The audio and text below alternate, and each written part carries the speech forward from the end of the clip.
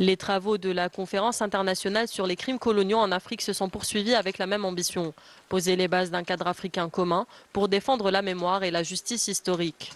Un des plus importants panels de la journée, l'exploitation économique des richesses du continent. Les experts appellent à mieux protéger les ressources africaines et à harmoniser les outils de justice économique.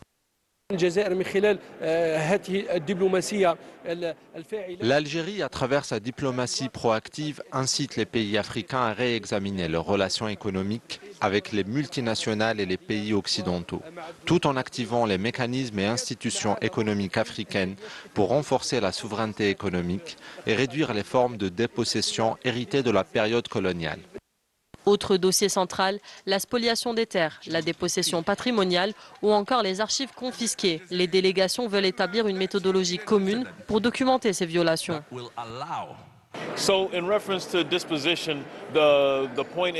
Si nous n'abordons pas ces questions aujourd'hui, les peuples africains resteront bloqués et incapables d'avancer. Les enjeux des réparations et de l'héritage colonial doivent être traités maintenant. Autrement, les générations futures hériteront encore de ce fardeau. C'est précisément pour éviter cela que nous sommes réunis aujourd'hui. Les discussions ont également porté sur les infrastructures et le développement avec pour objectif réduire les déséquilibres structurels hérités de la période coloniale et renforcer les capacités du continent dans des domaines clés tels que les transports, l'énergie ou encore les réseaux.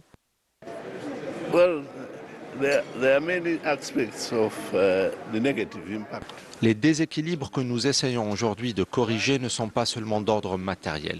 L'Afrique a payé un lourd tribut humain et économique et cela continue de peser sur notre développement.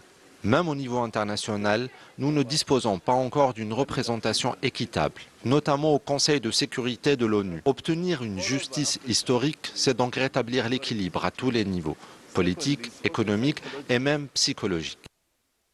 Les rapporteurs ont passé en revue des propositions destinées à définir un référentiel juridique commun capable de porter la voix africaine sur la scène internationale. Dans 15 jours, se réunira à Addis Ababa les deux mécanismes principaux qui sont mandatés de faire le suivi, la mise en œuvre de la décision de l'Union africaine sur le thème de l'année qui est la justice, la réparation pour les Africains et des peuples d'origine africaine à travers les réparations. Ces deux mécanismes ont été établis cette année et ils se réuniront pour la première fois en Addis Ababa dans quelques semaines et leur mandat, la tâche qu'ils doivent prendre, c'est d'élaborer une position africaine commune à propos des réparations, à propos de la justice. Et c'est bien important que cette position commune sera traduite dans des étapes concrètes, dans les forums multilatéraux, premièrement les Nations Unies bien sûr, puisque les pays africains se représentent comme un groupe uni à New York et à Genève, mais aussi dans d'autres plateformes. Tous se sont exprimés d'une seule et même voix, affichant une position africaine commune pour protéger les richesses, mais aussi le patrimoine culturel des pays du continent.